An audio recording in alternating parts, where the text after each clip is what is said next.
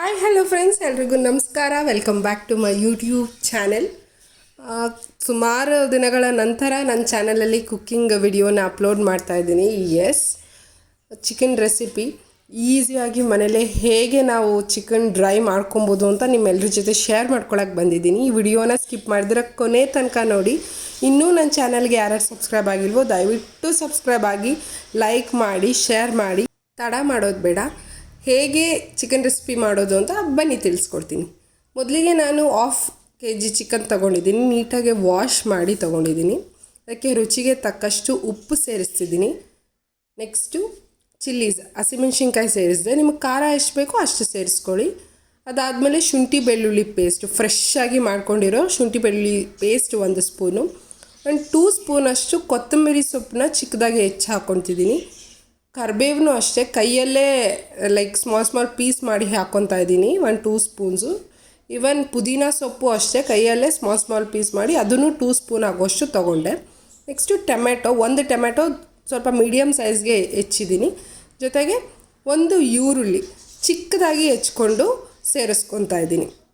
ಇದೆಲ್ಲ ಆದಮೇಲೆ next chilli powder, ಹಸಿಮೆಣ್ಸಿನ್ಕಾಯಿ ಹಾಕ್ಕೊಂಡಿರ್ತೀರ, ಸೊ ನೋಡಿ ಖಾರದ ಪುಡಿನ ಹಾಕ್ಕೊಳ್ಳಿ. ಇದಾದಮೇಲೆ ಸಾಂಬಾರು ಪುಡಿ ತೊಗೊತಿದ್ದೀನಿ, 2 ಚಮಚ ಸಾಂಬಾರು ಪುಡಿ. ಇದು ನಾನು ಮನೆಯಲ್ಲೇ ಮಾಡ್ಕೊಂಡಿರೋ ಸಾಂಬಾರು ಪುಡಿ. ನೀವು ಮನೆಯಲ್ಲೇ ಮಾಡಿರೋ ಸಾಂಬಾರು ಪುಡಿನ ಯೂಸ್ ಮಾಡ್ಕೋಬೋದು, ಟೇಸ್ಟ್ ಚೆನ್ನಾಗಿರುತ್ತೆ. ಇಲ್ಲ ಅಂತ ಅಂದರೆ ಅಂಗಡಿ ಸಾಂಬಾರು ಪುಡಿ ಕೂಡ ನೀವು ಯೂಸ್ ಮಾಡ್ಕೋಬೋದು.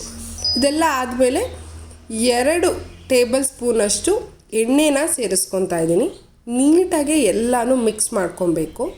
ಕಂಪ್ಲೀಟಾಗಿ ಮಿಕ್ಸ್ ಮಾಡಿ 1 ಅವರ್ ಮ್ಯಾರಿನೇಟ್ ಆಗಕ್ಕೆ ಬಿಡಬೇಕು. ಲಾಸ್ಟಲ್ಲಿ 1/2 ಸ್ಪೂನಷ್ಟು ಗರಂ ಮಸಾಲ ಪೌಡರ್ನ ಸೇರಿಸ್ಕೊತಿದ್ದೀನಿ. ನಾನು ನೋಡ್ತಾ ಇರ್ಬೋದು, ನೀಟಾಗೆ ಮಿಕ್ಸ್ ಮಾಡಿ ಆದಷ್ಟು ಎಲ್ಲ ಮಸಾಲೆ ಚಿಕನ್ಗೆ ಅಂಟಬೇಕು.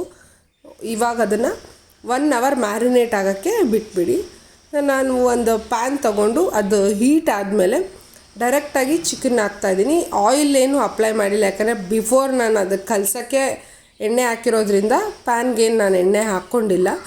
ನೀಟಾಗಿ 10 ನಿಮಿಷ ಮೀಡಿಯಮ್ ಫ್ಲೇಮಲ್ಲೇ ಚೆನ್ನಾಗಿ ಹುರಿಬೇಕು. ನೀವು ನೋಡ್ತಾ ಇದ್ದೀರಾ. ಆಮೇಲೆ 1/4 ಗಂಟೆ ಸಣ್ಣ ಉರಿಯಲ್ಲಿ ಬೇಯಿಸಿ. ಆವಾಗ ನಿಮಗೆ ಕಂಪ್ಲೀಟಾಗಿ ಚಿಕನ್ ಡ್ರೈ ರೆಡಿ ಆಗಿರುತ್ತೆ. ವಾಟರ್ ಹಾಕಿದ್ರೆ ಅದು ಸ್ವಲ್ಪ ಗೊಜ್ಜು ಥರ ಬರುತ್ತೆ. ವಾಟರ್ ಹಾಕಿಲ್ಲ ಹಂಗೆ ಬೇಯಿಸ್ತಾ ಹೋದರೆ ನಿಮಗೆ ಅದು ಡ್ರೈ ಆಗುತ್ತೆ. ಇಷ್ಟು ಈಸಿ ರೆಸಿಪಿ ನಿಮ್ಮೆಲ್ರಿಗೂ ಇಷ್ಟ ಆಗಿದೆ ಅಂತ ಅಂದ್ಕೊಂಡಿದ್ದೀನಿ. ಎಲ್ಲರೂ ಮನೇಲಿ ಟ್ರೈ ಮಾಡಿ. And thank you for supporting. Bye bye.